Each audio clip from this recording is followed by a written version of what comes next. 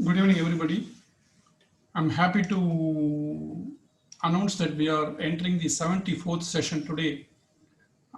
It all started with a small gathering of nearly 50 people on 14th of April when the lockdown was being enforced. The purpose of the webinar series is to see that the youngsters of the legal profession mostly not to waste their time or to use their time constructively, but by God's grace and with the patronage of judges of High Court like Justice Anand Venkatesh, G.R. Swaminathan, and Nagamuthu, our webinar has become a movement by this time. And I thank my co-host Hemalata for supporting me in this mission. It's our joint effort. And we have slowly started enlarging the scope of the webinar from legal subject to non-legal subjects also. But this subject being not a non-legal, it is more legal because auditors and advocates are almost interdependent. And the present speaker of the day is known for his caliber and mettle, Mr. S. Natanagopal, Chartered Accountant. He did his UG in chemistry from Majra College, Madurai, and he completed Chartered Accountancy in the year 1982 and has been practicing very actively since then. He's a qualified insolvency resolution professional of the IBC code also and representing the IBC Board of India. And he is also a qualified independent director panelist with Ministry of Corporate Affairs. And he is a senior partner of the chartered accountancy firm, Mrs. Ganesh Prasad. The firm has got its offices at Madurai, Chennai, Hyderabad, Coimbatore, and Mumbai. And he has served as the secretary of the Madurai branch of the Institute of Chartered Accountants of India during 1985 to 87 and was a chairman of the same during 87 to 88. And he was an elected member of the Southern India Regional Council of the Institute of Chartered Accountants of India between 1988 to 1991. And he has specialized in financial structuring for large, medium, and small enterprises, banks, financial institutions, private equity, and placements. Mr. Nataragopal conducts workshops and seminars for company executives and managers on financial and statutory compliance topics and is retained by many business houses as a resource person. Mr. Nataragopal is a member of the Majra College Board and currently he serves as a secretary since 2010. And he is also a member of the Chamber of Arbitration Tribunal of Tamil Nadu Chamber of Commerce, Madurai. And he leads the group studies exchange team of 4 persons. He led to the state of Texas, US in March to April 2020. The achievements and the feathers in the cap of Mr. Nataragopal is not very easy to count. And I'm ready to state that he has been known to me for the past a decade and is very close to our family also. And more than my introduction, I'm very sure that his lecture will speak of himself loudly. So may I welcome Mr. Nataragopal for this program to deliberate his session on the tax planning for professionals. And with this warm introduction, I invite Mr. Nataragopal, sir, please take the podium and the forum is yours. Thank you, Mr. Srinivasa Raghavan, for providing me an opportunity to address the legal fraternity. As you rightly said, chartered accountants and legal fraternity work together on many issues concerning the clients, especially both on company law matters, taxation matters, earlier VAT and now GST. And I have the good fortune of interacting with many luminaries in the legal profession. And on this occasion, I would like to share a pleasant information that my brother is a chartered accountant who is our founder, and he practices in our own firm name from Chennai. And his second daughter, first daughter is a chartered accountant and a cost accountant. She is at Mumbai and she is our partner from Mumbai. And my sister-in-law is also a cost accountant. My brother's second daughter, Harini, is a practicing advocate from the Chennai bar. So I have some, no so long vasane about the legal fraternity. And I do work with a lot of advocates in deciding on the course of action on taking legal issues, especially on taxation matters. I used to get the insight on the argumentative aspect of the matter. We may possibly present the facts and also the sections under which we should take the case forward, but the persuasive argument is done by the advocates. I had good fortune of interacting with advocates like Mr. Ramachandran and his renowned daughter, now the present justice in the Chennai Madras High Court, Madam Mrs. Anita Sumant. And I have had a lot of different perspective on legal issues. I was a little surprised when Mr. Srinivas Raghavan asked me to talk about taxation to the advocates. And he also shared some pleasant, funny anecdotes to substantiate his persuasive insistence on me to talk about this. And I felt too happy to revisit the basic fundamental laws on our income tax, which we do deal with on a daily basis. When you want to present it as a subject, it requires some preparation. And in that process, I should thank him for making me to read certain laws and also brush up my memory of some basic sections. So in that way, I would be happy. I am happy that he gave me this opportunity. Once again, I thank Mr.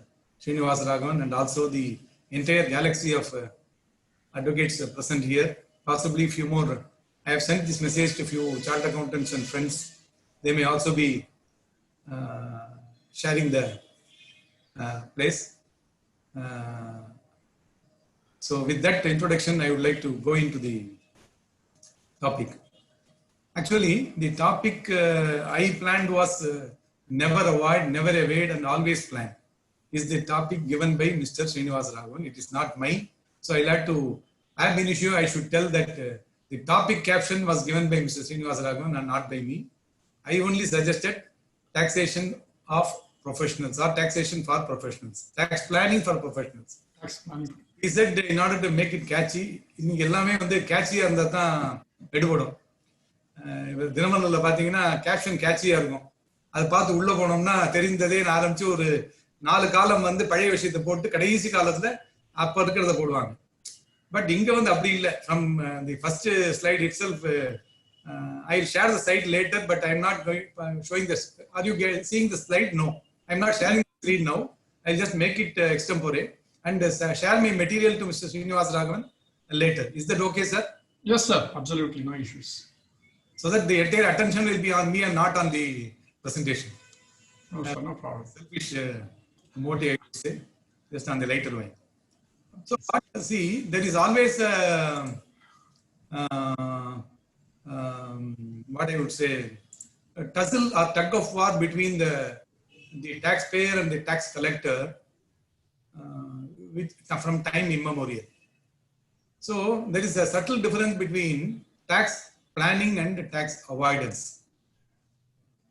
Tax planning is a legal device and tax evasion is a criminal device, and within the two comes the tax avoidance. So the tax avoidance will take a portion from the tax planning and a little bit from the tax evasion also. That is how we avoid tax. We have to accept the fact. But how, to what extent we should plan and to what extent we should evade, so that we give a color of tax avoidance on a legal framework, in the legal framework. That is the crux. So I would dwell on the subject of tax evasion first. the law defines tax evasion as concealment of income, inflation of expenses to suppress the income, falsification of accounts or records, and finally, conscious violation of the rules. Concealment of income is the common practice, which doesn't need any elaboration. Everyone knows that. Inflating the expenditure to suppress income is a method which is possibly followed by people who know the subject by themselves or possibly suggested by their own advisors. I don't want to bracket the advisors into this category or that category. Inflating the expenditure. And falsification of accounts is not predominantly done by small taxpayers. It is done at the highest level, for which they pay the penalty with interest and with various other cognizable penalties at a later date if they are caught on that. There are many such instances.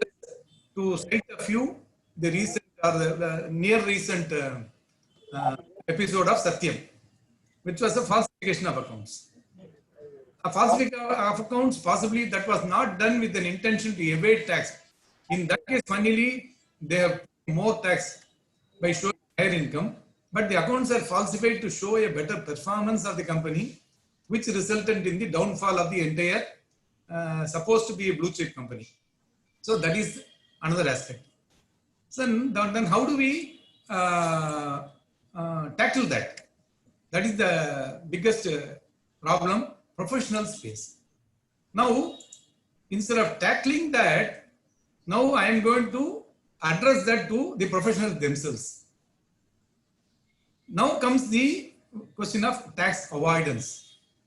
Tax avoidance is minimizing the incidence of tax, which has legal and also not so legal issues or transactions involved. How we can possibly avoid tax? Tax avoidance is permitted in the rule book to some extent, whereas tax evasion is a crime. Tax avoidance can be done either by taking advantage of the possible loopholes in the provisions of the law.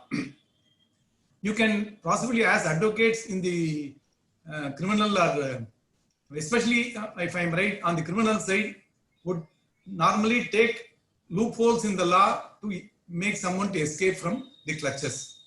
And also in civil cases, there were loopholes which I had the personal, what I would say, the privilege of interacting with some advocates, where they just go through, or the comma and colon makes a difference, a full stop and a semicolon makes a difference, like that, and they used to find some loopholes and to make the win the case for the client.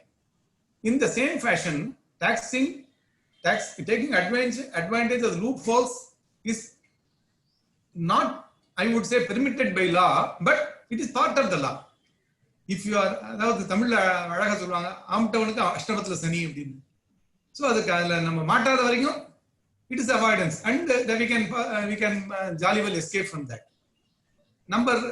Second way of avoiding is adjusting the affairs in such a way that it is within the four corners of the law. எந்த advocate கேட்டாலும் சட்டத்தின் 4 புறத்துக்கும் நடுவுல தான் அவனுக்கு advice பண்ணுவேன்னு சொல்லுவோம். So within the four corners of law, even professionals like us advise our clients to plan the tax. I won't call it avoidance of tax. In fact, as a principle, we don't advise them to avoid tax. Proactively, we suggest them to plan their tax. Planning includes certain amount of avoidance, but definitely no evasion. The third one is the art of dodging the tax without breaking the law.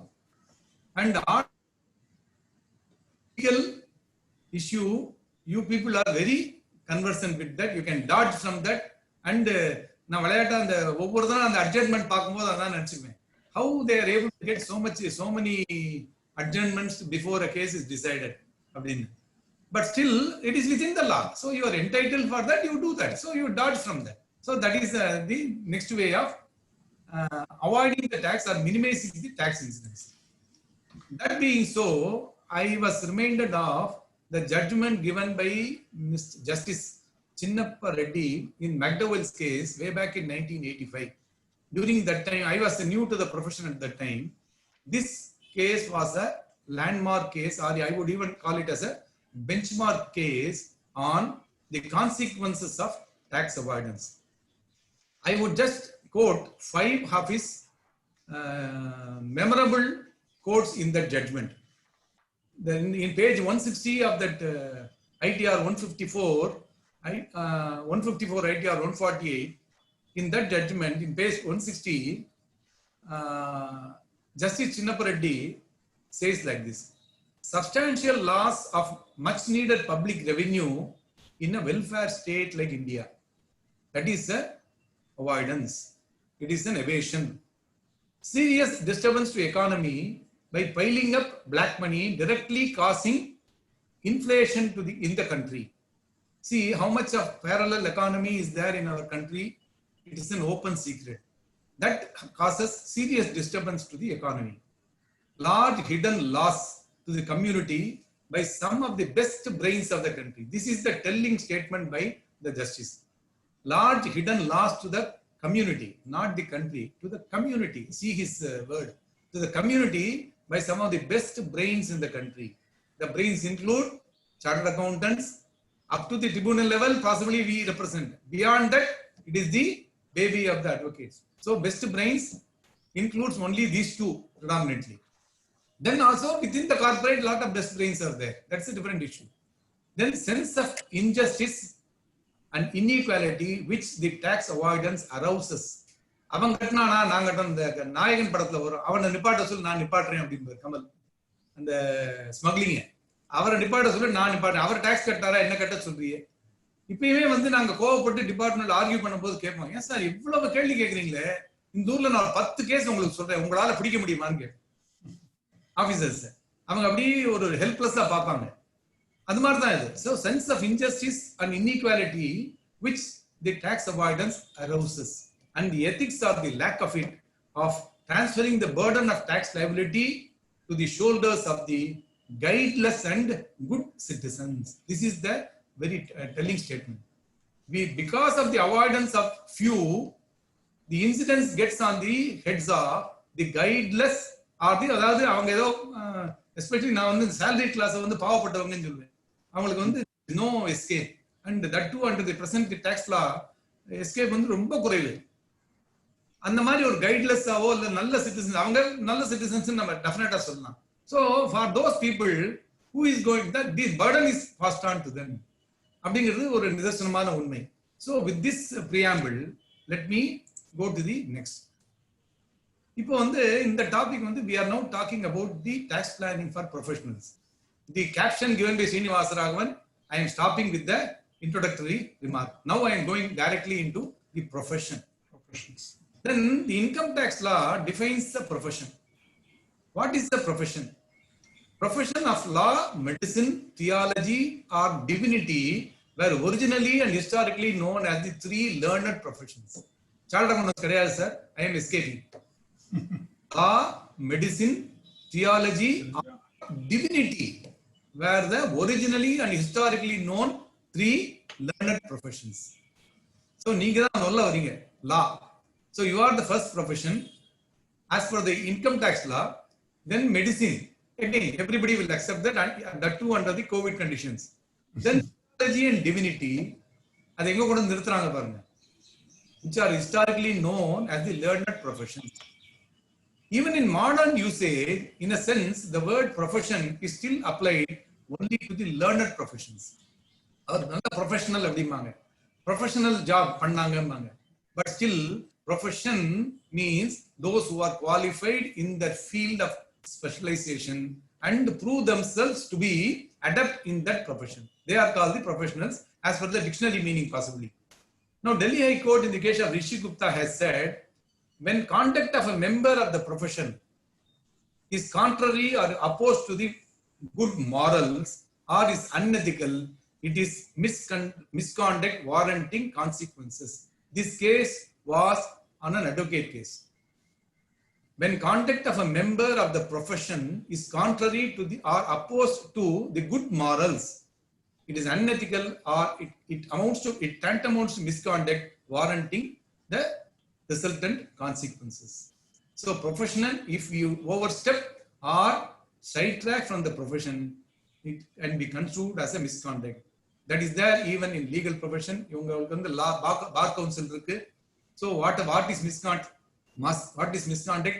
In the CA profession, we have a disciplinary mechanism, which in fact the mechanism is such that they even prescribe what is the size of the board you should have in your office. So that is the kind of professional restrictions a chartered accountant has.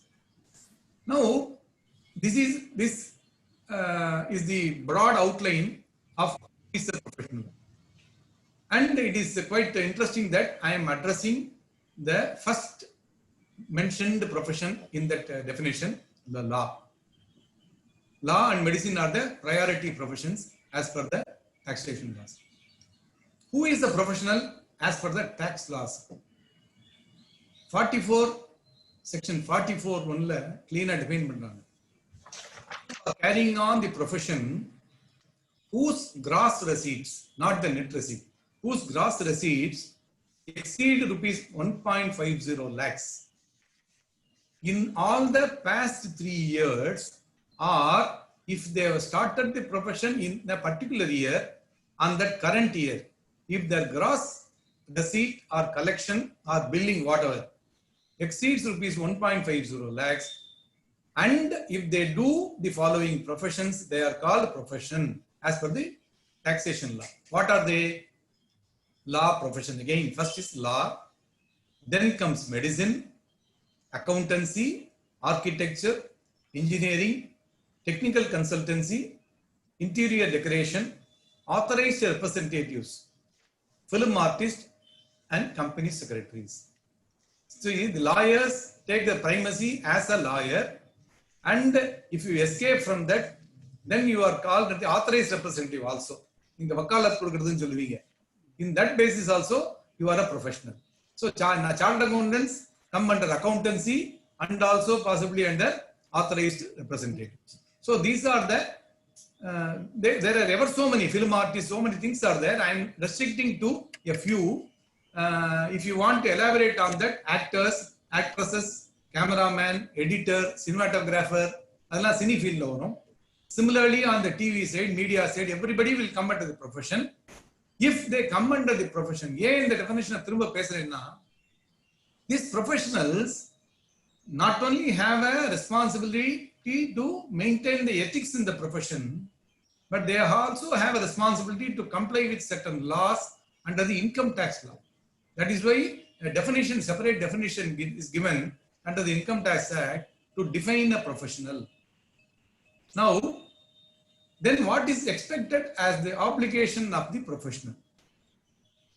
A professional is expected to maintain certain records, which is explained in section 44AA of the Income Tax Act. They are supposed to maintain cash book, journal, and a ledger. Simple accounting. Apart from that, they are supposed to maintain. Those who are in the past 3 years have a gross receipt of 1.50 lakhs or more, or in the current year itself, their income gross receipt exceeds 1.50 lakhs. They cannot take refuge in the 3-year category. In that case, they are supposed to maintain cash book, journal, and ledger, bills and vouchers for all payments exceeding rupees 25. Exceeding rupees 25. Then additionally, medical professionals are supposed to maintain their patient list, and also daily cash receipt they are supposed to issue, and the patient list they have to maintain under a specific form called Form 3C, and also they should maintain, if they are dispensing medicines, they are supposed to maintain inventory of the medicines also. நம்ம அது மெடிசின்ஸ்க்குள்ள போக வேண்டாம். அது அந்த டாக்டருக்கு பேசுறேன்னு நான் அதை பத்தி பேசிக்கிறேன். இப்போதைக்கு we will maintain only up to cash book, ledger and journal. Journalனா என்ன சார் கேட்பீங்க, அதுக்கு தனியா வாங்க, அப்புறமா சொல்லித்தரேன். And bills and vouchers for payments exceeding rupees 25. என்னடா ரொம்ப கேவலமா இருக்கேன்னு நினைக்கலாம், பட் அதுதான் இன்னும் சட்டத்துல இருக்கு. வேணா அதை நீங்க ஒரு ரிட்டு போட்டு அதை மாத்துறதுக்கு வேணா பாருங்க. Then what is the advantage of maintaining such books? அது விளையாட்டுக்காக சொல்றாங்களா? இல்ல. There are some advantages inherent for maintaining such records. What are they? The income can be substantiated properly. நீங்க வந்து இன்கம் என்னங்கறத அறுதிப்பட கூற முடியும். You can explain, this is what is my income. Look, I am maintaining receipt book. I am maintaining bills and vouchers. What else you want? I am maintaining my bank account. I am showing all my receipts and I don't have any cash billing. All those things you can sell if an eventuality comes and knocks at your door. Then expenses claim will be considered as acceptable. நீங்க போடுற அந்த 25 rupees மேல எல்லாத்துக்கும் நீங்க vouchers and bills கொடுக்கும் பொழுது the legitimacy is there and it is accepted as a proper record and you are permitted to claim that expenditure. Then preparation of the financial statement will be accurate or near accurate. So நீங்க வந்து ஏதோ வச்சு போடுங்க. I do have some advocate clients. I don't want to name them, but accuracy நான் தான் கொண்டு வருவேன். அவங்க கொடுக்கறத வச்சு நான் ஒரு accuracy கொண்டு வந்து ஒரு ஸ்டேட்மெண்ட் ஆஃப் அஃபேர்ஸ் போடுவேன். எனக்கே ஒரு ஆச்சரியம், ஏன் சார் இப்படி பண்றீங்க, நீங்க என்ன சார் நிறைய செக்ல வாங்கிருக்கீங்களே, ஒரு டே புக் லெட்டர் இல்லையே, நீங்களும் அதை பண்ணி கொடுத்துருக்காங்க. அட்லீஸ்ட் பண்ணி கொடுக்கறது எனக்கு காசு கொடுக்கறது வேற விஷயம். இருந்தாலும் சார் நீங்க வந்து ரசீட் புக் மெயின்டைன் பண்ணணும், நீங்க இந்த மாதிரிலாம் பண்ணணும்னு சொன்னா, ஐயோ அதெல்லாம் இருக்கா, நான் உங்கள்கிட்ட கொடுக்குற எல்லாம் செக் தான் சார், நான் வந்து பேங்க்ஸ் தான் சார் நிறைய பண்றேன், அதனால எல்லாம் எனக்கு செக்ல தான் கொடுக்குறாங்க, டாக்ஸ் வேற பிடிக்கிறேங்கிறாங்க சார் அப்படின்பாரு. சரி பரவாயில்லன்னு சொல்லிட்டு பண்ணும். But still I would implore all of you to maintain a separate, if it is a large office like Srinivas Ragams or whoever, then you have a person to maintain them. You don't have to take the burden because you are beset with so many issues. It gives you the legitimacy to substantiate your income, legitimately claim your expenditure, prepare the financial statement in a jiffy with the accountant record, and also your statement will be accepted in the court of law, in the eyes of law, if there is an eventuality of any questioning or a survey. So in those cases, and possibly it can help you in escaping from the clutches of law under different other provisions of law like FEMA or so many things, where the advocates are also called for questioning about what was the payment given to you, how did you get it, all those things are there. I have seen some cases where advocates have advised certain people where they got the money in other than checks and bank transaction, and they are facing some tune from the FCRA authorities also with regards to certain trusts. So all those things can be avoided if you are able to plan it in such a way that you are able to maintain the books of accounts. I know many advocates who do mainly corporate practice or practice with insurance and other recognized bodies. They have no escape. They have to especially account for everything. அவங்களுக்கு என்ன flip side வரும்னா, they should maintain proper records of their expenditure to prove the claim. Otherwise the income they will be showing other income. They can do a proper tax planning on the expenditure side. That is my off the cuff suggestion right now come to my mind. What are the professional expenses you can claim? ஏன்னா auditors மாதிரி எல்லாருக்கும் ஒரே source of income தான். அவங்க நம்மளுடைய வாதி அல்லது பிரதிவாதி கொடுக்கறது தான். பிரதிவாதி கொடுக்க மாட்டாங்க இல்லையா, வாதி தான் கொடுப்பாங்க. ரெப்ரசன்ட் பண்ணா கொடுப்பாங்க. பிரதிவாதி ரெப்ரசன்ட் பண்ணா அவருக்கு அது வாதி தானே, அவர் கொடுப்பாங்க. சோ அந்த நம்ம எப்படி சொல்லலாம், உங்க இதுல நீங்க கஸ்டமர்னு சொல்வீங்களா, என்ன சொல்லுவீங்க? கட்சிக்காரன், கிளையண்ட். தமிழ்ல நம்ம லோக்கலா சொல்லலாம் கட்சிக்காரன். சினிமாவில் அப்படிதானே வரும். சோ கட்சிக்காரர் கொடுக்கறது தான் பணம். கட்சிக்காரர்கிட்ட வாங்குற பணத்துல அக்கௌண்ட் பண்றது ஃபுல்லா நான் அக்கௌண்ட் பண்ண ஆரம்பிச்சிட்டேன்னா என்னையா பண்றது அப்படிங்கிற பயம் வரலாம் எல்லாருக்கும். இப்போ அந்த பயத்துக்கு ஒரு சின்ன வடிகாலும் இருக்கு. என்னெல்லாம், you can claim the expenditure of the salary, stipend and allowances that you pay to your staff. உங்க ஜூனியர்ஸ் கொடுக்கறது, உங்களுடைய ஆஃபீஸ் கிளர்க் கொடுக்கறது, நீங்க அதுக்காக பண்ற travel, the conveyance and the out of pocket expenses, all those things can be claimed. அவுட்டுங்கிறத அழுத்தி சொல்றேன் எல்லாருக்கும். மிஸ்டர் விஜயராம் சீனிவாசன் சிரிக்கிறார் உடனே. Then seminars and conferences that you attend, these kind of these programs that you conduct, for which you will be probably taking the Zoom monthly subscription. இதெல்லாம் claim பண்ணலாம் Srinivas Raghavan. And giving I'll take your seminar advice. and conference fee. These are all professional expenditure. Then the welfare expenses that you give. இன்னைக்கு தப்பிச்சிட்டீங்க இல்ல tea பிஸ்கெட்லாம் கொடுக்கணும் அது இல்ல. அந்த மாதிரி welfare இருந்தா அதையும் claim பண்ணலாம். Then mailers and handout that you send, and this WhatsApp messages that you send, the bill you can claim. Then research and development that you do to analyze various case laws, and the fee that possibly you pay to your seniors or other experts on certain subjects, they get an opinion. Then communication expenses, the indemnity insurance for the legal profession, if it is there you can claim, take an indemnity insurance and that expense can be claimed. Then if you have the membership fee that you pay to your the bar council or whatever, then the books and journals and the e-books and e-journals and the compact disc and so many things that you subscribe for, the stationaries that you spend on, the professional promotional expenditure which you incur, which as chartered accountants we cannot claim. And finally, the depreciation on your vehicles, office furnitures, office equipments, computers, laptops, your notebooks and iPads, and all the printers, everything you can claim depreciation according to the rates prescribed by the income tax law. So on the depreciation liye pala offices la vandu variya income, because they keep on investing. I know many offices, they spend quite a bit on improving the aesthetics, the atmosphere of the office.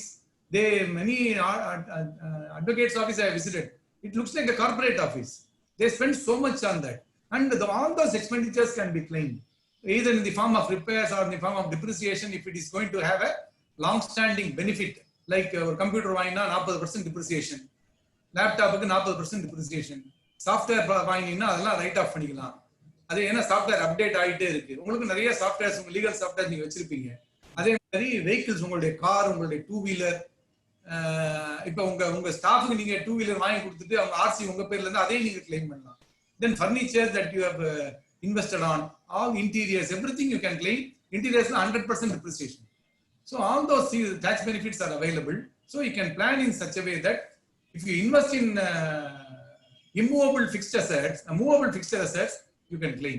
And if you are the rent that you pay for your office, and if you are having an office of own office, and that house is possibly owned by your spouse or somebody, and you are paying rent, that rent you can claim. And that person who is getting the rent can claim the rebate of 30% on the house property income, and whatever be the loan interest etc. they can claim, and the property tax they can claim. All those things are available. Only thing is we'll have to just, before doing the transaction, just have a study of what are the benefits available, and then work on that. So these are all the broad category of expenses that you can claim. Then if you are a firm, or if you are, well, I see lot of LLP firms and lot of partnership firms are there already. Then I found funnily one HUF also, and the HUF அவங்க வந்து advocates இருக்காங்க. So அதுவும் இருக்கு. So அந்த மாதிரி வந்தா, if you are a partner in a firm, if you are the working partner, the partner's salary is claimable according to some ceilings. If the profit of the firm is 10 lakhs, assuming, up to 3 lakhs, 90% of the profit you can claim as salary. The balance is 60% of the profit can be claimed as salary. Profit na இங்க வந்து computer profit, அந்த இதுக்குள்ள நான் போக விரும்பல. ஒரு 10 லட்சம் ரூபாய் லாபம்னா ஈஸியா ஒரு 5.5 லட்சம் ரூபாய் நீங்க salary, பார்ட்னர் salary எடுக்க முடியும். If the firm has that clause in the partnership deed, the working partners can share that salary. That is a claimable expenditure. It will be taxed in the hands of the individual advocates or the professional as a business income, not as a salary. That is the beauty. It will be claimed, it can be considered as a business income by the partner, and that partner in turn claim depreciation and other expenses on his personal business assets, personal professional assets. Partner வந்து ஒரு 2 laptop வச்சிருக்காரு, ஒரு car வச்சிருக்காரு, இந்த ஃபர்ம்ல இல்ல அந்த car அவர் கையில இருக்குன்னா அந்த டெப்ரிசியேஷன் அந்த இன்கம்ல அவர் கழிச்சுக்கலாம். So the partner can claim the depreciation for his personal vehicle from that partner's salary. And the partner's capital, you can the firm can give interest up to 12%. That 12% is the business income in the hands of the partner. It is not an interest income or a other sources income. So நல்லா புரிஞ்சுக்கணும். The income, இப்போ ஒரு சின்ன case ஒரு judgement பார்த்தேன். அதுல வந்து partners income is சேலரின்னு சொல்லி ஒரு ஜட்மெண்ட் கொடுத்து அதுல ஒரு ஆர்டிகல் படிச்சேன், which is a funny interpretation, because partner salary, how can it be a salary? Because the employer-employee relationship. Somehow the ITIT member found it good enough to consider it as a partner's salary is a salary income. Now it will be contested again. But what I mean to say, the legal professional interpretation of funny samayatla, because advocates are ukaranga, adnal solren. Salary is a claimable expenditure in the hands of the firm. Whatever salary is booked and given to the partner, அத கொடுக்கணுமான்னு கேட்டா கொடுக்கணும்னு கட்டாயம் இல்லை, book entry போட்டாலும் போதும், நீங்க அப்புறமா எடுத்துக்கலாம் சௌரியத்துக்கு. ஆனால் இந்த ஃபர்ம்ல வந்து அது செலவா கிளைம் பண்ணிடணும். So to that extent the firm's tax will come down by 30%. Then interest paid to partners to a maximum of 12% can be claimed by the firm and the partner will show it as his business income. Then partners travel and other conveyance can be reimbursed by the firm. The firm can book it as an expenditure. இப்போ LLP நிறைய வந்திருக்கு இல்லையா, எல்எல்பிலையும் இதே working partner or designated பார்ட்னர்ங்கிற category தான் கொடுக்குறாங்க. Unlike in the Partnership Act where the partner is considered as a working partner, in LLP Act working partnerங்கிற வேர்டே கிடையாது, designated partner. LLP ஃபார்ம் பண்ணனும்னா ரெண்டு பார்ட்னர்ஸ் போதும், கம்பெனி மாதிரி, பிரைவேட் லிமிடெட் கம்பெனி மாதிரி.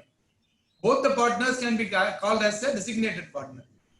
If the LLP agreement or the memorandum specifies that the partners are eligible for salary from the firm, then they are eligible to draw salary from the LLP itself.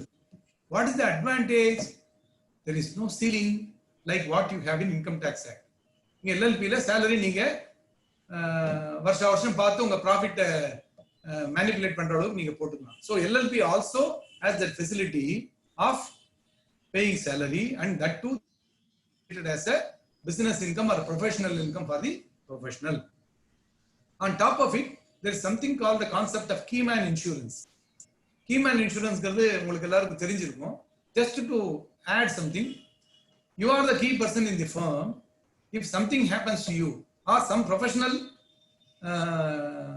complaint or something is there and you are being inquired and you are subjected to some inquiry and you are incurring a loss because you are supposed to pay certain compensation.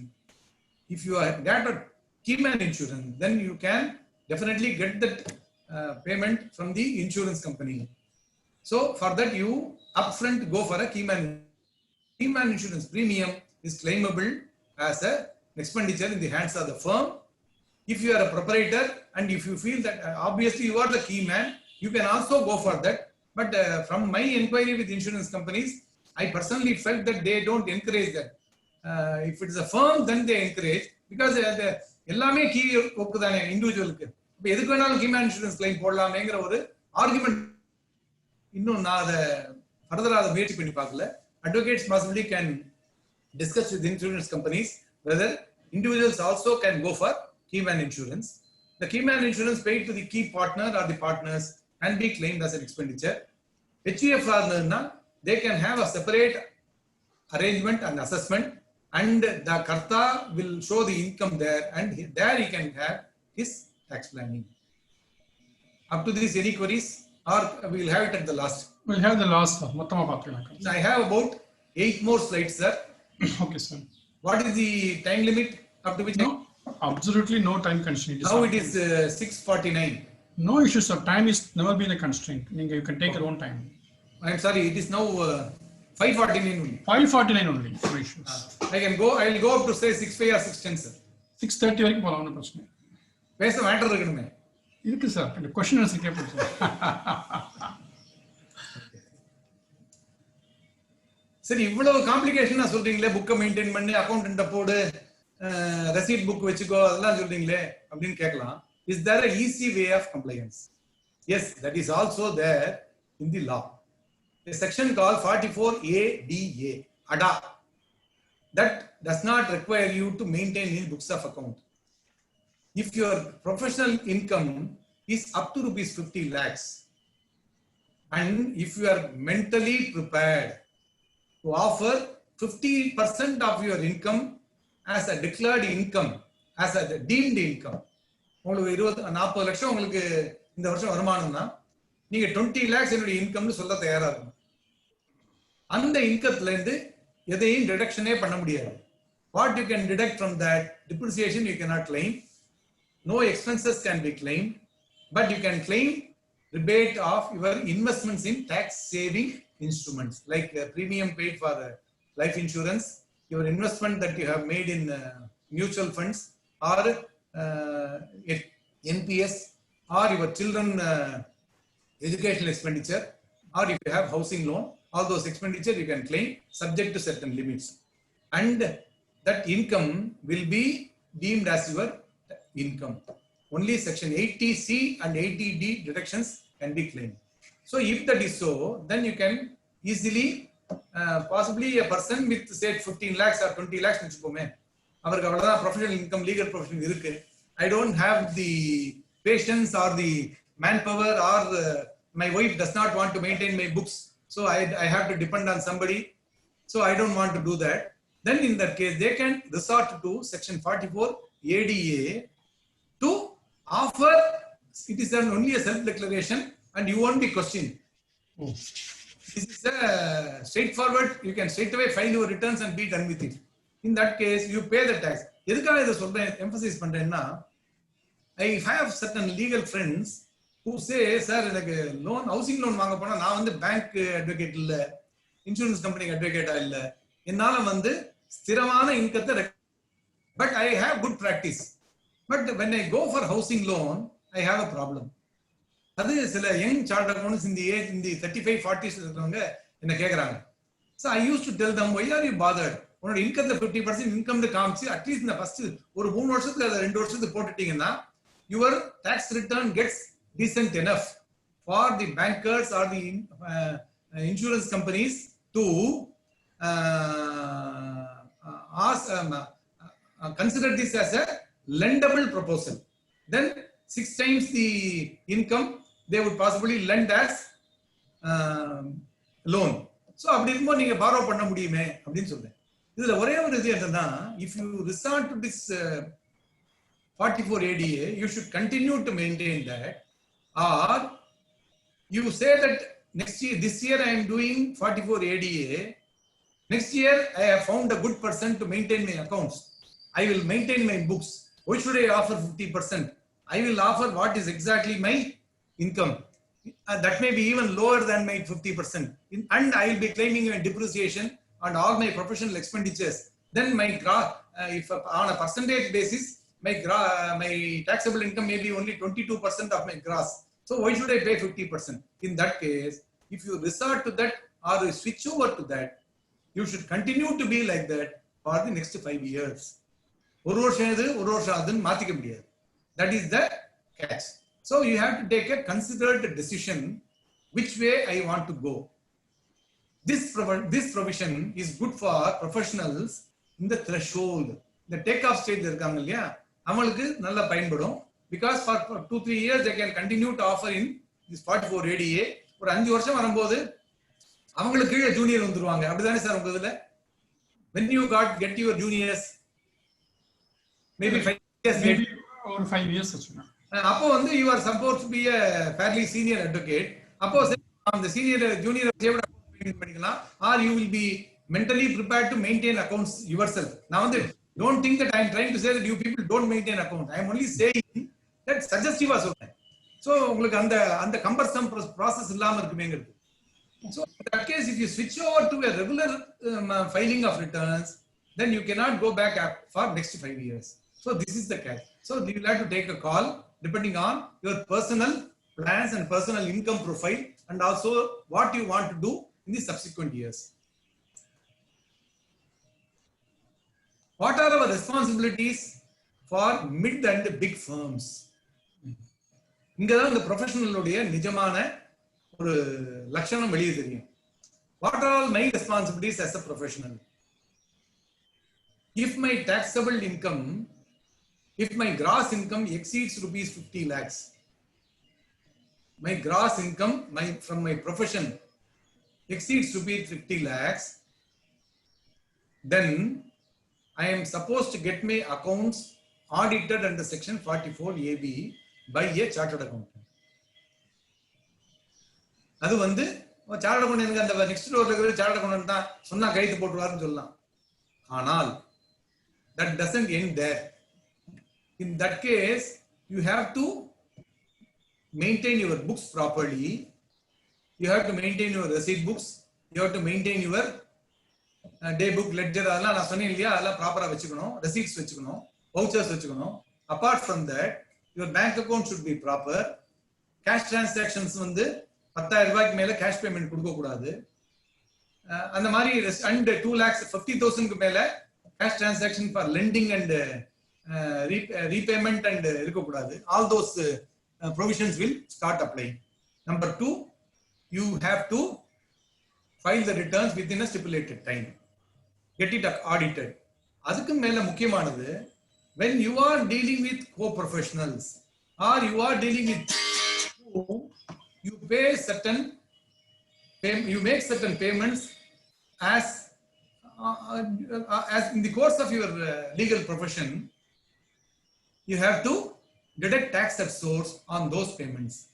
Suppose you are making a payment of more than 30,000 rupees to your junior, and you are a person having a gross income of 50 lakhs and above, and in those cases you are supposed to deduct 10% of the payment as tax deduction and remit it to the government, and he will claim it as a tax payment in his IT returns. If you are making payment of more than 2.40 lakhs as rent for the office premises, you have to deduct 10% of that rent as TDS and remit it to the government on behalf of the landlord. Paying a salary of more than 2.5 lakhs to your staff members, then you should work out their tax commitment after asking them what are all the tax savers that you have done. If it is going to cross the 2.50 lakhs, you have to deduct tax at source. And if you have got borrowings from private persons and you are paying interest of more than 5,000 rupees to them, you are supposed to deduct 10% of that and remit it to the government. These are all the obligations you have as a professional. So அதை வந்து நீங்க மனசுல வச்சுக்கணும். அதுக்கு பேசாமல என்ன சொல்லுங்க, ஆனா when I want to grow, when I grow, there are certain responsibilities also. Responsibility பண்றேன்னு சொல்லும்போது தான் lopsided growth ஆகுது. As legal professionals, no one can appreciate it better than you. So it is better to come within the ambit of compliance.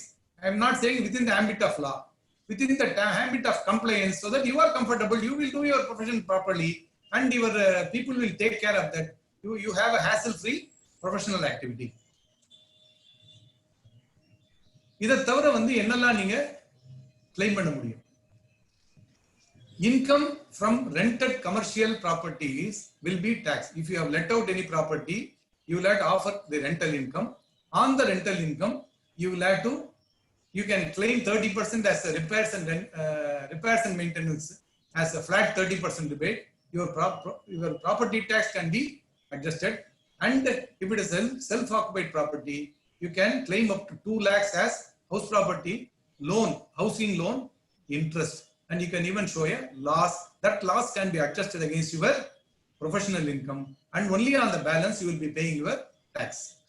You will have to offer the interest income from your deposits and debt-based mutual funds. Equity-based mutual funds la varadhukku tax free. Debt-based mutual fund la invest pannirundinga and the interest income is taxable. Dividend income from companies and equity-based mutual funds beyond a certain limit will be taxed. I don't want to go detailed into that. Then if you are dealt with any properties, then capital gains will be there, which is going to be on a transaction to transaction basis.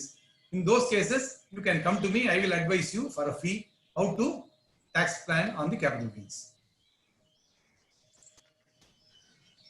Then what are the deductions available for a professional? Investments in the life insurance premium, public நம்மளுக்கு வந்து provident fund கிடையாது. கார்பரேட்ல work பண்றவங்களுக்கு provident fund இருக்கும். நம்மளுக்கு சேவிங்ஸ்ங்கிறதே ப்ரொஃபஷனல்ஸுக்கு அது ஒரு பெரிய ஒரு துர்பாக்கியமான நிலைமை. Professionals to not save. ஒரு ஆர்டி போடுங்க, அல்ல ஏதாவது ஒன்று பண்ணி சேவ் பண்ணுங்க. Save for the rainy day. நம்மளுக்கு ரிட்டையர்மெண்ட் கிடையாதுன்னு சொல்லி ஜாலியா சொல்லுவோம். நீங்க ரிட்டையர்மெண்ட் வேணாம்னு சொன்னாலும் உங்க காலும் கையும் ரிட்டையர்மெண்ட் கேட்கும். உங்க குடும்பமும் உங்களை கேட்கும். என்ன பேயா என்ன பண்ண after 40 years what have you done அப்படிங்கிற அந்த ஒரு போற போக்குல ஒரு கேள்வியை கேட்டு போயிடுவாங்க.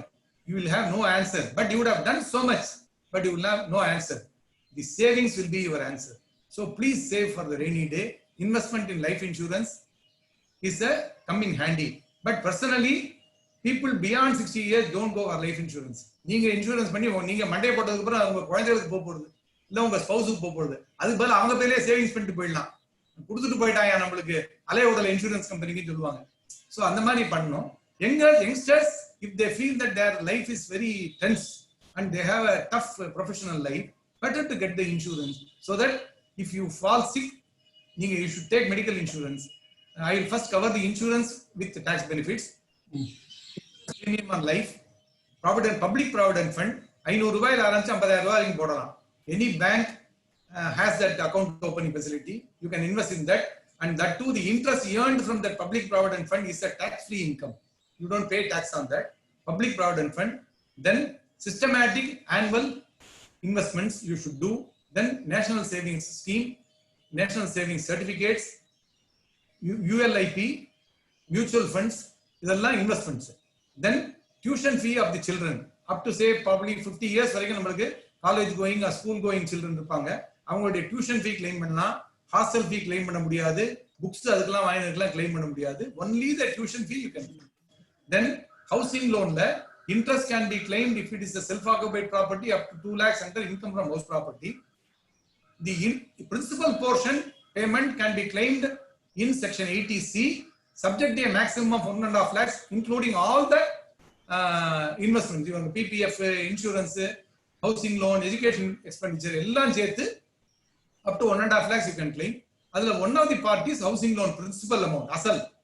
Then annuity plan under section 80CCC, அதுல ஒரு 50,000 claim பண்ணலாம்.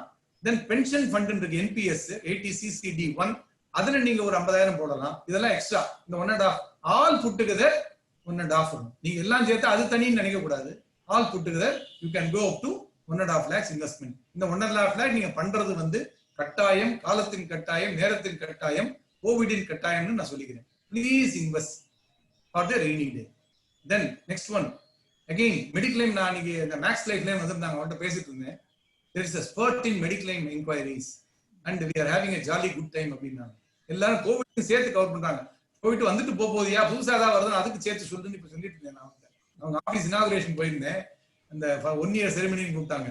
நீ கோவிட் திரும்ப சொல்லாத, அது இப்போ நவ it is in the decline. நாங்க எல்லாரும் பரபரன்னு ஆயிடுவோம். கோவிட் இல்லாம புதுசா ஏதாவது வியாதிகளையும் சேர்த்து சொன்னேன்னா அதுக்கு சேர்த்து நான் வந்து இன்சூரன்ஸ் போடுறேன் அப்படின்னு. Mediclaim insurance, you can claim up to 25,000 rupees under section 80 capital D for you and your dependent persons. உங்களுடைய wife, if she is dependent on you, if she is employed or working elsewhere, அவங்க தனியா 80D போட்டுக்கலாம். Your children who are dependent on you, உங்க பேர்லயோ இல்ல அவங்க பேர்லயோ அதை நீங்க வந்து இன்வெஸ்ட் பண்ணி 25,000 வரைக்கும் section 80D ல claim பண்ணலாம். If you have aged parents for whom you have taken insurance, or you yourself are a senior citizen, that 25,000 is increased to 50,000 2 years back. 50,000 வரைக்கும் மெடிக்ளைம் இன்சூரன்ஸ் நீங்க போடலாம். 42,000 ரூபாய் போட்டோம்னா நான் ஜஸ்ட் என்கொயரி.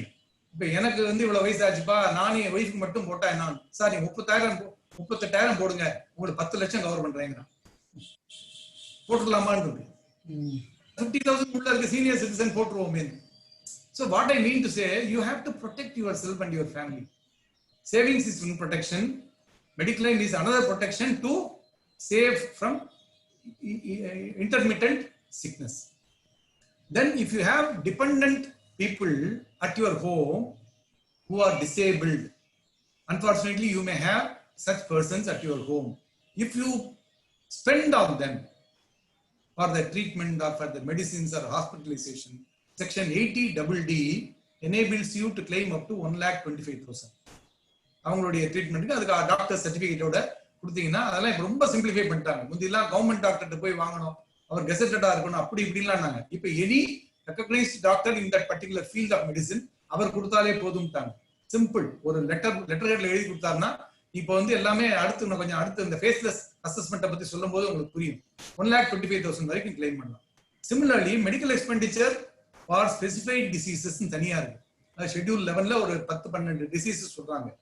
அந்த disease உங்களுக்கு வந்துருது, இல்ல உங்க மனைவிக்கு வந்தது, அவங்க டிபெண்டன்ட்க்கு வந்தது, அதுக்கு நீங்க செலவு பண்ணிருக்கீங்க. I have a client who is undergoing kidney transplant every alternate day. ஓஹோன்னு இருந்தாரு, முடிஞ்சு போயிருக்காரு. Fortunately for him, this section comes to his help. Last year வரைக்கும் ஒரு 40,000 இருந்தது. இப்போ 1 லட்சம் ரூபாய் வரைக்கும் அதுல you can claim rebate. So these are all the simple tax breaks that you can get. அந்த சமயத்துல பாத்தீங்கன்னா ஒரு 10 ரூபாய் கூட நமக்கு வந்து பெரிய அமௌண்டா தெரியும் கஷ்டத்துல இருக்கும்போது. So better to protect, invest under tax planning under ATC and also invest for your good health in ATD and invest. And whatever that you spend on your dependents who are disabled, you please invest, claim up to 1.25 lakhs in the ATDD and also up to 1 lakh in the ATDDB. Then I have only 3 more slides. Raghavan, can I take 3 more? Yes, sir. Why not? Always, no problem. Okay. Then other deductions that you can claim: interest on loan for affordable housing. Now there is a scheme called affordable housing. 45 லட்சம் ரூபாய்க்குள்ள வீடு வாங்கி அதுக்கு நீங்க loan வாங்கி கட்டிருந்தீங்கன்னா section 80EEB ல up to 1.5 lakhs நீங்க claim பண்ணலாம். இதுல என்ன பியூட்டினா, the builder who builds those affordable houses also gets a tax break under a different section. So that is catching up in not so metro cities and also in other smaller cities. நிறைய அது வந்து as a person who is closely involved with real estate, I am able to see the change in the pattern of construction. The builders are now insisting on going for that affordable houses, not because they want to give, only because they want to do something for that particular strata of people. They also get a tax break for 5 years of the entire income from that particular project. So அந்த இதுக்கா 80 IB 10ல அவங்களுக்கு கிடைக்கிறதுனால அதுக்கு போறாங்க. That has been extended for 5 more years. So the good thing that has happened in the last budget. So நீங்க வந்து அந்த மாதிரி வீட்ல இன்வெஸ்ட் பண்ணிருந்தீங்கன்னா 80EEB ல 1.5 lakhs வரைக்கும் கிளைம் பண்ணலாம். So இந்த 1.5 lakhs and 80C on your investments, 1.5 lakhs year under 80EEB. Supposing நம்ம ஹைகோர்ட்டை தாண்டி ஒரு டெவலப்பர் பண்றாரு, ஒரு 30-40 லட்சம் ரூபாய் வீடு கொடுத்துருக்காருன்னா அங்க ஒரு லோன் போட்டு வாங்கினீங்கன்னா 1.5 லட்சம் வரைக்கும் உங்களால கிளைம் பண்ண முடியும். Then donations to Prime Minister's Relief Fund, Chief Minister's Relief Fund, Prime Minister PM Cares Fund are all 100% relief you can claim. The other donations to institutions or associations who are permitted to collect donations and that donation is eligible for rebate under section 80G of the Income Tax Act. கொடுத்த டொனேஷன்ல 50% நீங்க உங்களுடைய இன்கத்துல டிடக்ஷனா claim பண்ணலாம், rebate டிடக்ஷனா claim பண்ணலாம். இதுல ஒரே ஒரு catch என்னன்னா, your maximum donation should be 1 lakh, 10% of your gross income. Suppose you have a gross income of say 2 lakhs, 5 lakhs. On that claim 1.5 lakhs towards section 80C and another 1.5 lakhs towards section 80EEB. So 3 லட்சம் அதுல போயிடுது. So 10 lakhs minus 3 lakhs போச்சுன்னா 4 lakhsல 10% is 40,000. நீங்க 1 லட்சம் ரூபாய் donation கொடுத்திருந்தாலும் உங்களுக்கு eligible qualifying amount will be only 40,000. On the 40,000, 50% you can claim under ATG. This is the only catch. But அதை பார்த்து அந்தந்த வருஷம் based on the circumstances you will decide. Then savings bank account எல்லாரும் வச்சிருப்பீங்க. நீங்க எல்லாருமே வந்து சேவிங்ஸ் பேங்க் தவிர கரண்ட் அக்கௌண்ட் வச்சிருக்கீங்களா? Anybody can raise their hand. I don't think anybody has one. ஏன் கரண்ட் அக்கௌண்ட் கேக்குறேங்கிறதுக்கு ஒரு ரீசன் இருக்கு. கரண்ட் அக்கௌண்ட்ல இன்ட்ரெஸ்ட் வராது. அரங்க கொடுக்கிற டெபாசிட் மணி அல்லது இத கொடுத்துறேன் சார் நீங்க செட்டில் பண்ணுங்க, உங்களுடைய ஒரு நெகோசியேஷன் வராங்க, ஒரு நீங்க பிரைவேட் ஆர்பிட்ரேஷன் பண்றீங்க. சோ நான் வந்து சரி சார் நீ 5 லட்சத்தை கிட்ட கட்டிடு, நான் அவனை வந்து கூப்பிட்டு பேசி அதை செட்டில் பண்ணி கொடுத்துறேன் நீங்க சொல்லுவீங்க. அதுக்கு ஒரு வந்து கேஷ் கொண்டு போய் நீங்க உங்க SBI அக்கௌண்ட்ல போட்டுறீங்க. அப்புறம் எடுத்து அந்த ஆளுக்கு நீங்க கேஷ் எடுத்து கொடுக்குறீங்க. இதெல்லாம் நீங்க பண்ணா silently you are offending a different law in the income tax act. உங்களுக்கு ஒரு லவ் லெட்டர் வரும் இன்கம் டாக்ஸ் ஆக்ட்ல இருந்து, இன்கம் டாக்ஸ் டிபார்ட்மெண்ட்ல இருந்து 2 வருஷம் கழிச்சு. ஆனா இப்பெல்லாம் வந்து 2 மாசத்துலயே வந்துருது. ஏப்ரல்ல ஃபைல் பண்ற பேங்க் மே ஜூன்லயே நோட்டீஸ் வந்துருது. So my suggestion to professionals who deal with clients' money on their behalf, I am not saying you are dealing with clients' money. You handle their money on their behalf for so many reasons. In those cases, my suggestion would be to open a current account. Exclusively for that, you tell the bank that I want it as a current account because I am not putting my personal money into that. It is my client's money. This will be paid off to somebody else. அப்ப ஐசா பைசா உங்களால கணக்கு காமிக்க முடியும். அந்த பணம் இந்த இவ்வளவு கொடுத்தாரு, நான் இவ்வளவு கட்டணும். We maintain a current account for our clients for paying the taxes. அது வந்து வருஷத்துக்கு எப்படி ஒரு 10-12 கோடி ரூபாய் என் கணக்குக்குள்ள வருது. அந்த 12 கோடி வெளியில போயிடும் அடுத்த ஒரு 15வது நிமிஷத்துல. காரணம் என்னன்னா அவங்க டாக்ஸ்க்காக கட்டுறாங்க. அட்வான்ஸ் டாக்ஸ் இப்பதான் முடிஞ்சது செப்டம்பர் 15th. டாக்ஸ் கட்டுறாங்க.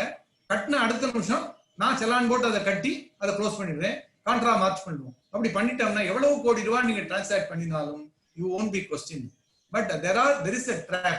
SBI அக்கவுண்ட் இதே பண்ணீங்கன்னா this is reported to the income tax department under the annual information report by 30th of April. Once you have a transaction where you have drawn cash more than 2 lakhs from a savings account in one go, or you have drawn more than 10 lakhs from a current account, you will definitely, it will be reported to the income tax department. Is you what for you have done the transaction. Then you have to keep on explaining everything. To avoid that, my suggestion would be, if you have not done, better open a current account exclusively for handling your professional matters. Then if you are a senior, then in the SBI account இல்லையா அதுல வர வட்டிக்கு வந்து up to 10,000 rupees you can claim a rebate under section 80TT capital A. And if you are a senior citizen, அந்த 80TT capital A பதிலாக இப்ப last இயர்ல இருந்து ஒரு புது செக்ஷன் வந்திருக்கு 80TTB. In that the advantage is more than apart from the SBI account interest, fixed deposit interest also can be included. You can claim up to rupees 50,000 under section 80TTB. That is available not only for professionals, any individual our salary pay பண்றதா இருந்தாலும் சரி இல்ல பிசினஸ்ல இருந்தாலும் சரி அவங்களுக்கு எல்லாருக்குமே இந்த செக்ஷன் 80TTA உண்டு, 80TTB உண்டு. Now what is the present tax rate structure? Up to what you can avoid tax, beyond that what will be your liability towards tax.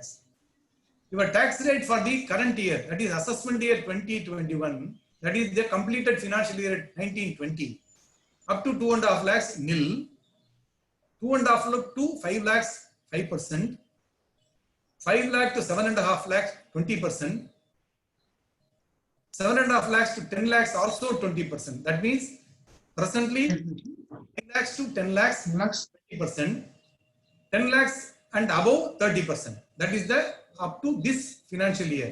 That is completed financial year. We can call it as COVID financial year.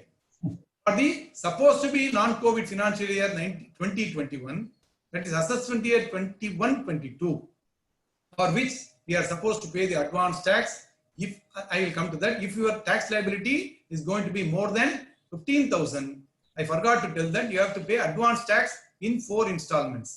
If my income is between up to 2.5 lakhs, there is no tax. Between 2.5 to 5 lakhs, it is 5%. From 5 lakhs to 5 lakh 1 to 7.5 lakhs, it is 10%. 7.5 lakhs to 10 lakhs, it is 15%. From 10 lakhs to 12.5 lakhs, it is 20%. From 12.5 lakhs to 15 lakhs, 25%. And beyond 15 lakhs, it is going to be 30%. That is for the coming year.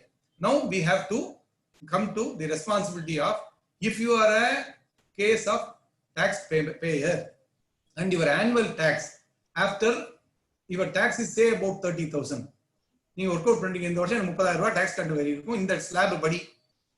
எனக்கு வந்து TDS bank interest மத்ததெல்லாம் TDS பிடிச்சு ஒரு 8,000 ரூபாய் போயிடுது. So 22,000 ரூபாய் will be my tax payable-னா அதுல வந்து ஜூன் செப்டம்பர் டிசம்பர் மார்ச்னு பிரிச்சு நீங்க வந்து அட்வான்ஸ் டாக்ஸ் கட்டணும். சார் என் இன்ட்ரெஸ்டே வந்து டிசம்பர்ல தான் வரப்போகுது, இப்பயே நான் அதுக்கு சார் கட்டணும்னு நீங்க கேட்கக்கூடாது. In anticipation on the basis of accrual you should pay the tax, planning it in such a way. ஜூன்ல ஒரு 10% கட்டணும். Then by December you should have completed 25%. By September 45%, 15, then 45, then 60 and 100. So 4 installment நம்ம கட்டணும். முந்தி individuals companies மட்டும் தான் இருந்தது. For the last couple of years, even for individuals, if our tax liability is going to be, that is the net tax liability is going to be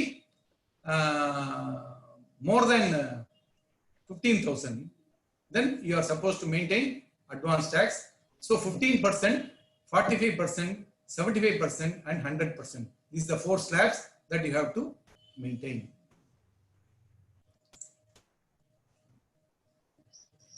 Advantages of all these, whatever that I have said so far. What are the advantages? Disadvantage, நீங்க சொன்னதுலயே புரிஞ்சிருப்பீங்க. What are the advantages? You have a legal track record which is established and establishable. With so much of surveillance around us, with the pan வச்சும் ஆதார வச்சும் நம்மள சுத்தி satellite ஓடிட்டு தான் இருக்கு. நம்ம வேண்டாம்னாலும் வேணும்னாலும் அது நடந்து கொண்டு தான் இருக்கிறது. With so much of surveillance around us, better compliance will lead to better peace of mind.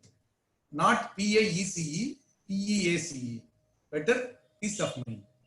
For legal and medical professional, chartered accountants இருக்கிற மாதிரி பிரச்சனை கிடையாது. என்ன பிரச்சனை? There is no GST for you. For chartered accountants, we have a big responsibility on GST a month on month, and we are supposed to raise the bill within 15 days of delivering the job. All those restrictions are there. Legal professionuக்கும் medical professionuக்கும் அந்த கட்டாயம் இல்லை, இப்போதைக்கு இல்லை, அது வரதுக்கு வாய்ப்பும் இல்லை. Legal and medical professional, there is no necessity of getting into the GST ambit. And so no worry of compliance with the GST. That itself is a big relief for you. Because why? Because many of the ministers are all lawyers. அதனால பண்ணா எனக்கும் சேர்த்தானே வரும், அதனால பண்ண வேண்டாம்னு விட்டுருக்கலாம். அது ஒரு chart account Piyush கோயில போட்டிருந்தா ப்ராப்ளம் எங்களே கட்டி விட்டுருவாரா இருக்கும் கொஞ்ச நாள் கழிச்சு. பார்ப்போம். ஹோப், லைஃபே ஹோப் தானே. We will wait and see. Then command eligibility for bank funding. நீங்க பேங்க்ல போய் ரைட் ராயலா லோன் கேட்க முடியும். என்ன கேக்குறாங்க நீங்களே பாத்துருப்பீங்க, 3 வருஷம் ரிட்டர்ன் பண்றாங்க சாங்கறாங்க. Then they come running to the auditor or a friend to prepare some returns. முந்தி மாதிரி அப்படி ஜஸ்ட் லைக் தட் ரிட்டர்ன்லாம் ஃபைல் பண்ண முடியாது. இப்போ அந்த டைம் லைனுக்குள்ள பண்ணலைன்னா ரிட்டர்னே அக்செப்ட் ஆகாது. எல்லாமே ஆன்லைன் ஃபைலிங், ரிட்டர்ன் அக்செப்ட் ஆகாது. So timely compliance is the key. Then you command respect from bankers or from non-banking finance companies for your funding, for your personal needs and professional needs. இப்ப நிறைய schemes வந்திருக்கு ப்ரொஃபஷனல்ஸ்க்கு loan கொடுக்க. HDFC மற்ற பேங்க்லாம் சொல்றாங்க. அதுக்கு எல்லாமே மெயினா கேட்கறது சார் 3 வருஷம் ரிட்டர்னை கொடுங்கிறாங்க. அல்லது என்ன பண்றாங்கன்னா ஏதாவது ஒரு ப்ரொமோஷன் இந்த ஏஜென்ட்ஸ் மூலமாக அப்ரோச் பண்றாங்க. So if you have proper tangible papers with you, then you will be in a better position to ask for what you want. Then legitimate claim of expenditure can be ensured. That is the biggest advantage. சமயத்துல என்ன ஆகும்னா நம்ம புக்கே maintain பண்ணா நாம legitimate claim கூட பண்ண முடியாம போயிடும். That you can possibly avoid. And finally, avoid roving inquiries by the tax authorities. இப்ப என்னன்னா roving inquiries வர்றதுக்கு வாய்ப்பு இல்லை. ஒன்லி சர்வே அண்ட் சர்ச்சுக்கு மட்டும்தான் அந்த பவர்ஸ் கொடுத்துருக்காங்க. சர்வே கூட இப்ப ரொம்ப லைட்யூட் பண்ணிட்டாங்க. தி ஃபேஸ்லெஸ் அசஸ்மெண்ட்ங்கிற கான்செப்ட் வந்ததுனால நம்ம direct interaction with the officials is going to be almost nil, especially for professionals like us and those advocates who practice law, tax profession at the assessment stage. Appeal stage நிறைய பேர் இருக்கீங்க. Assessment ஸ்டேஜ்ல இருக்க அட்வொகேட்ஸுக்கும் இனிமே tax office போக வேண்டிய necessity ரொம்ப குறைவு. எல்லாமே ஆன்லைன் வந்துருச்சு. ஃபேஸ்லெஸ் அசஸ்மெண்ட் இந்த வருஷத்துல இருந்து அதை ஒரு பெரிய ஒரு ராயல் செரிமனி வச்சு இப்பதான் ஒரு 10 நாள் முன்னால் அதை prime minister announce that. And also the citizens charter எல்லாம் கொடுத்திருக்காங்க. Respect the taxpayers எல்லாம் சொல்லிருக்காங்க. எல்லாமே very good on paper. We only hope that it will be followed in spirit. That's a different issue. But surveillanceங்கிறது it is going to be the order of the day. The person of interest ன்னு சொல்லி அமெரிக்கால ஒரு serial போகும். அது பாத்தீங்கன்னா ரொம்ப நல்லா இருக்கும். அந்த சீரியல்ல அவன் வந்து அந்த மொபைல் நம்பருக்கு வர கால்ஸ் வச்சு இவங்க டேஞ்சர்ல இருக்காங்களா என்னன்னு கண்டுபிடிச்சு அவங்கள போய் இவன் காப்பாத்திட்டு வருவான். அதுக்கு அந்த மாதிரி டிடெக்டிவ்ஸ் ஒரு அது மாதிரி ஒரு சீரியல். அது மாதிரி இங்க வந்து மொபைல் நம்பரை வச்சும் நம்ம ஆதாரையும் நம்மளுடைய பேனையும் வச்சு, உங்களுக்கு எல்லாருமே தெரியும் ஜிஎஸ்டில ஃபர்ஸ்ட் 2 டிஜிட் வந்து ஸ்டேட்டோடது, லாஸ்ட் 3 டிஜிட் வந்து ஹேஷ் கீ. இந்த நடுவுல இருக்கிறது நம்மளுடைய personal income tax PAN. So ரெண்டையும் கட் பண்ணிட்டு எடுத்தாலே ஜிஎஸ்டி பண்றவங்களோட பூரா இப்ப கொட்டி கிடக்குது. இப்ப எவ்வளவு சேல்ஸ் பண்ணான்னு எங்களுடைய இந்த கேஸுக்கு வந்துருது. சிமிலர்லி பேனை வந்து வச்சு பேன் அதான் லிங்கிங் கம்பல்சரிட்டாங்க. கோவிட் வந்ததுனால இன்னும் கொஞ்ச நாள் அதுவும் வந்துடும். வந்த உடனே என்ன ஆகும்? everything will be tracked. Any transaction above 50,000 is already being tracked. So if you have proper records, I'm not saying don't do transaction, maintain record, then we are safe and we can be at peace. That is what I would suggest as a professional of so many years, that if you want to maintain peace of mind, keep calm, and these are all this I have done, nothing to worry, then you can concentrate on your profession with more vigor and enthusiasm. That is what is ultimately at the end of the day we all want.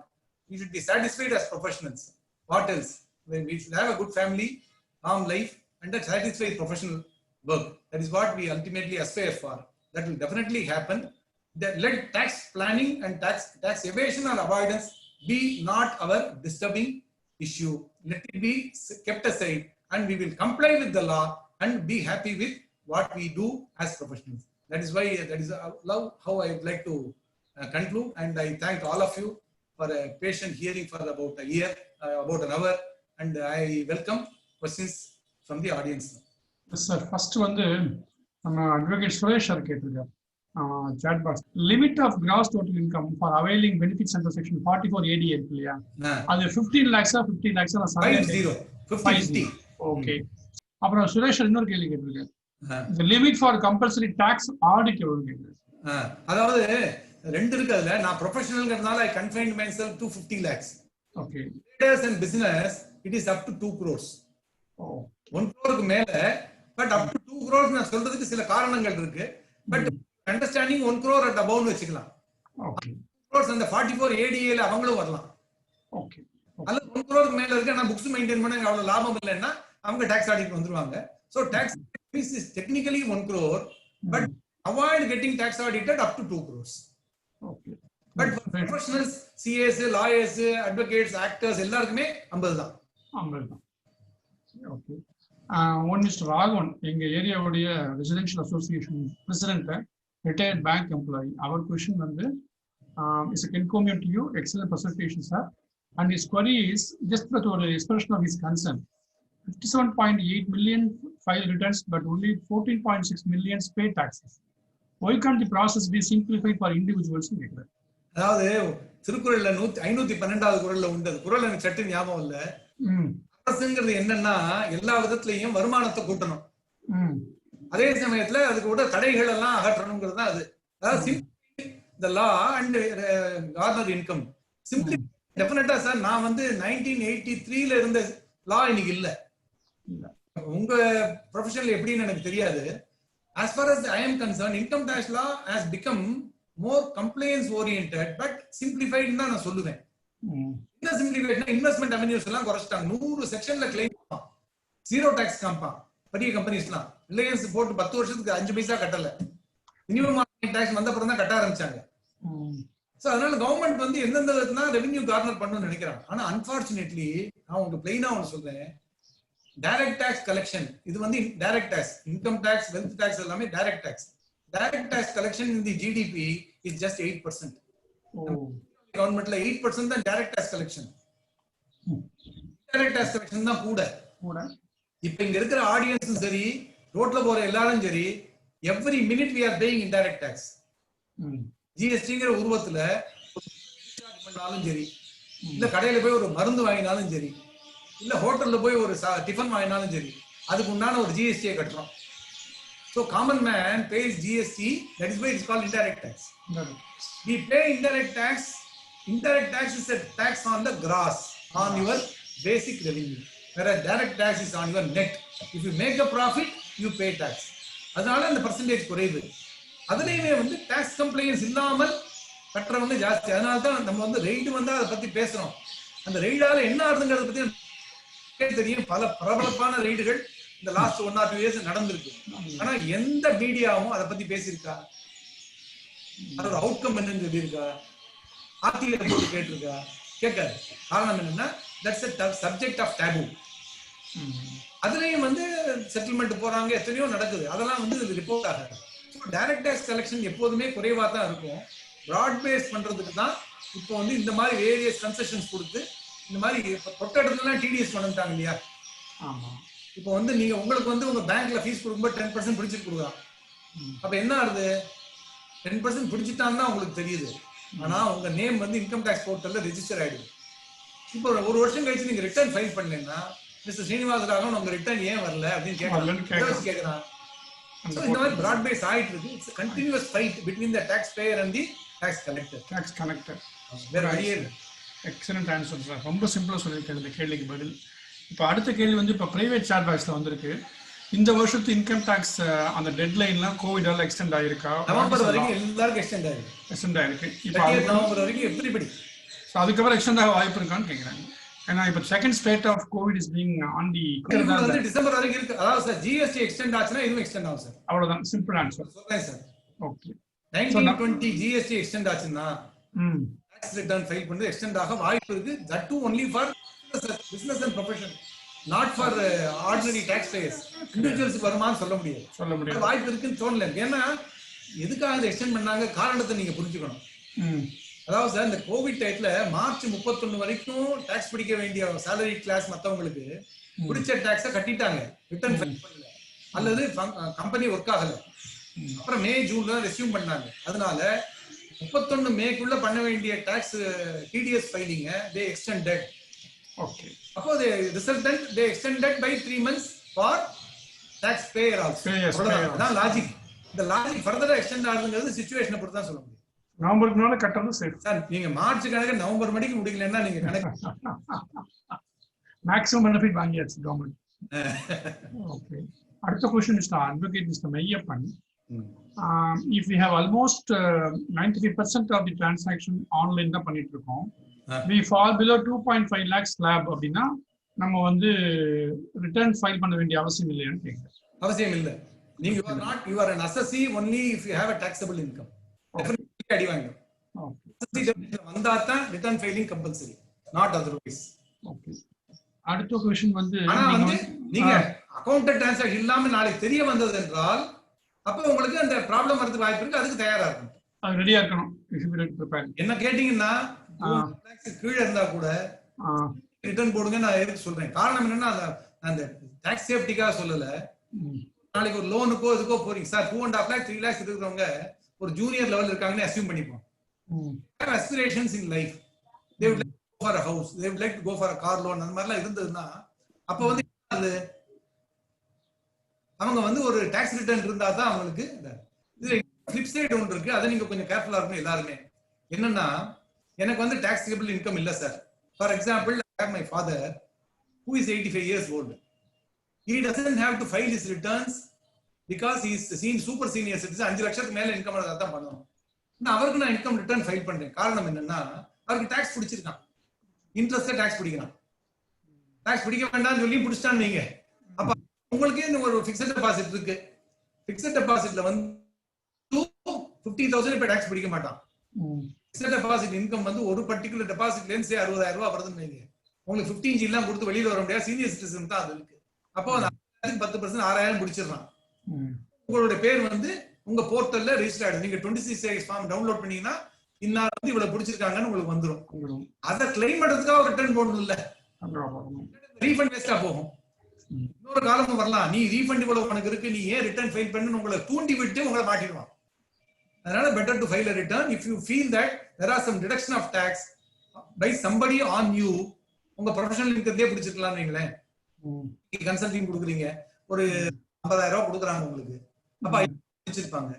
நீங்க வந்து உங்க total income வந்து corporate அட்வைசரா இருந்தா சே less than 3 lakhs வச்சுக்கோமே, return வேண்டாம்னு இருக்க முடியாது. நீங்க ஃபைல் பண்ணி you get it first. Number one, you get into the practice of filing the tax returns.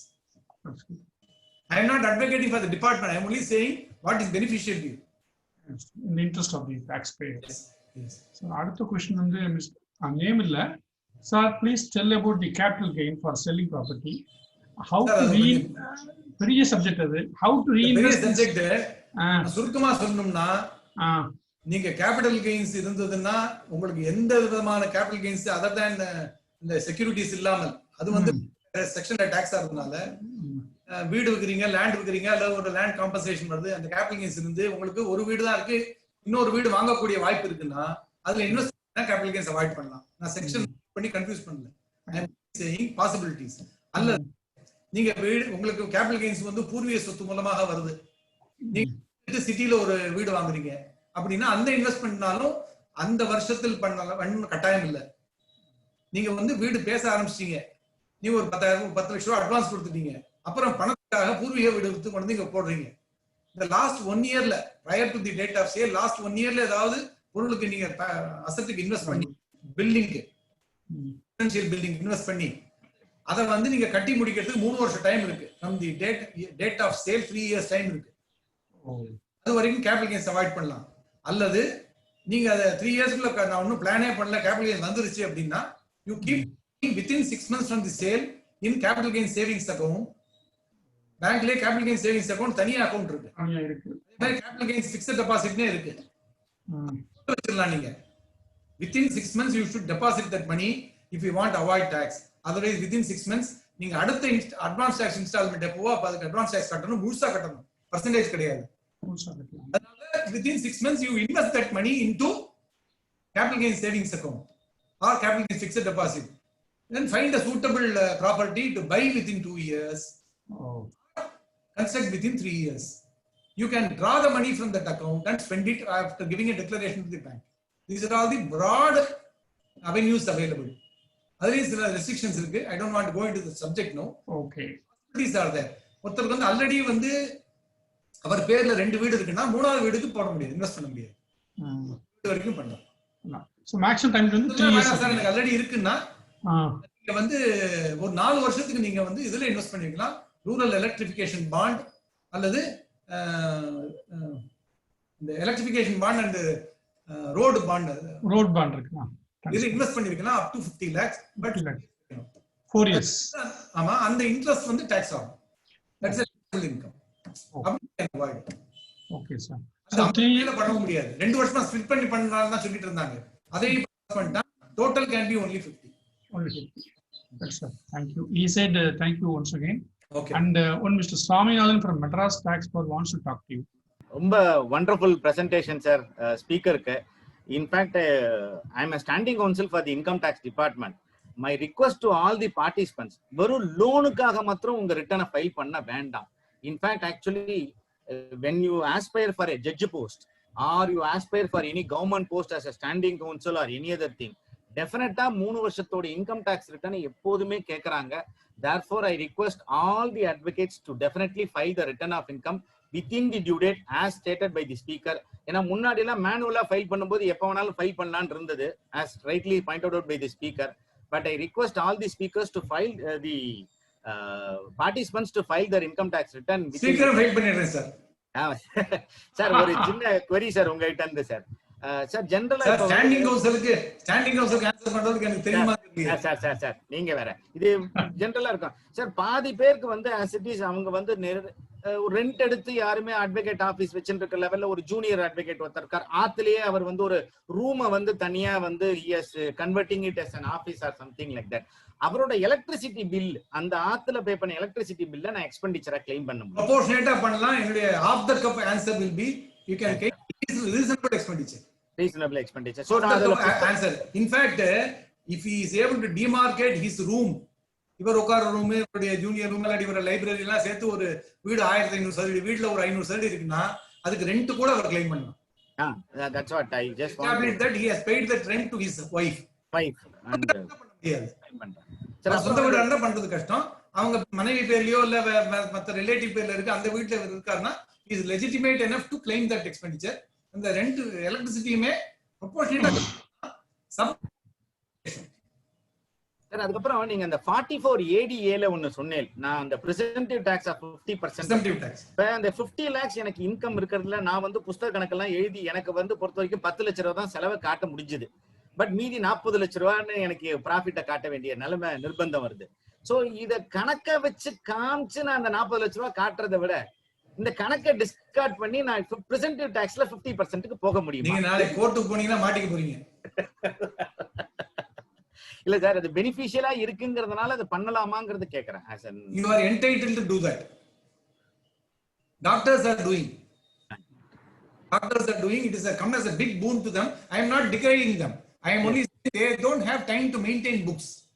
Sir, நீ 50% காமிச்சா நிம்மதி முடிச்சிருங்க சார்ங்கறாங்க. இல்ல சில பேருக்கு என்ன கணக்கை எழுதி இல்ல கணக்கை எழுதியுமே பொறுத்த வரைக்கும் அவனுக்கு அந்த presumptive tax விட குறைச்சலா ஜாஸ்தியா வரும்போது ஐயோ இது கணக்கை எழுதி நான் எதுக்கு கஷ்டப்படணும், இதுக்கு 50%க்கு presumptive-க்கே நான் போயிருக்கலாமே அப்படிங்கிற மாதிரி சில இடத்துல வந்து நீங்க வந்து சிக்கனமான அட்வொகேட்டா இருந்து செலவு மிச்சம் பண்ணி நீங்க வந்து நல்ல லாபம் காமிக்கிறீங்க. கவர்மெண்ட் என்ன சொல்றா, உன்னுடைய இன்கம்ல 50% you would be incurring towards your profession. So I am giving 50% for that. Balance you payங்கறாங்க. There are doctors who are attached to certain hospitals on a consultant basis. புரியுதுங்களா? அவங்களுக்கு இது ரொம்ப பெரிய அட்வான்டேஜா இருக்கு. ஏன்னா வண்டியில ஒரு ரவுண்ட் போயிட்டு வரான், 5% செலவு இல்ல. அவங்களுக்கு இது பெரிய அட்வான்டேஜ். அவங்க they save by offering under 44 ADA. அந்த லாஸ்ட் ஒரு क्वेश्चन இந்த ஆக்சுவலி இப்ப ஒரு சாட் பாக்ஸ்ல போட்டிருந்த இன்னொரு பார்ட்டிசிபென்ட் கூட ரிப்ளை பண்ணியிருந்தாரு. இந்த ஒரு கோர்ட் ஃபீ ஸ்டாம்பை நாங்க கிளைம் பண்ணலாமா எக்ஸ்பெண்டிச்சரா அப்படிங்கிற மாதிரி. If you can maintain proof for this thing, you can definitely claim. You are நீங்க ரெக்கவர் பண்ணுவாங்க. நீங்க கிளையன்ட் கிட்ட வந்து சார் கோர்ட் ஃபீ ஸ்டாம்ப் 10 ரூபாய் ஒட்டிட்டு நீங்க 100 ரூபாய் ரெக்கவர் பண்ணத 100 ரூபாய் இன்கமா காமிச்சிருங்க, 10 ரூபாய் செலவா கிளைம் பண்ணுங்க.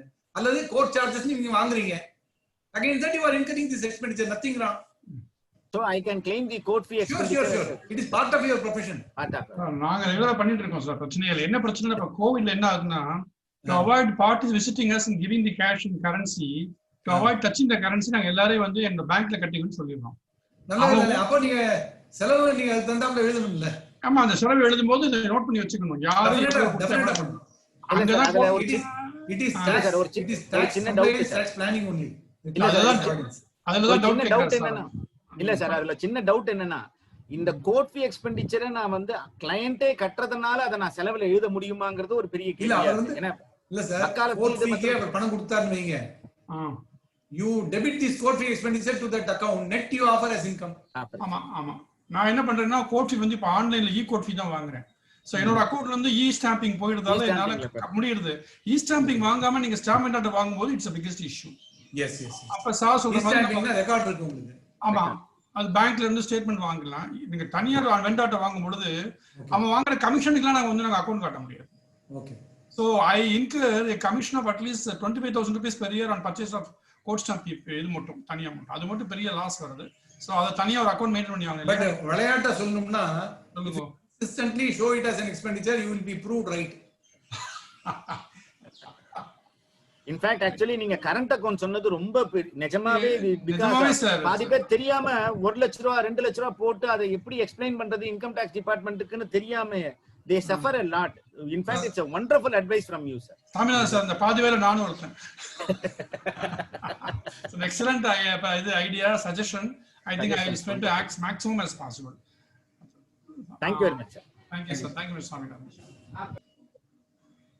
Whatever lecture resource person like you give, it becomes a permanent form of an audio book or a video book. So that way I will say today's lecture is a compendium. I knew it will be very useful, informative theriyum, but this kind of simplified solution is something is very appreciable sir. We owe a lot to you. Thanks a lot for you sir. Thanks. Thank you very much. Thank you to everybody sir. Thank you. Sir. Thank you. I'm signing off.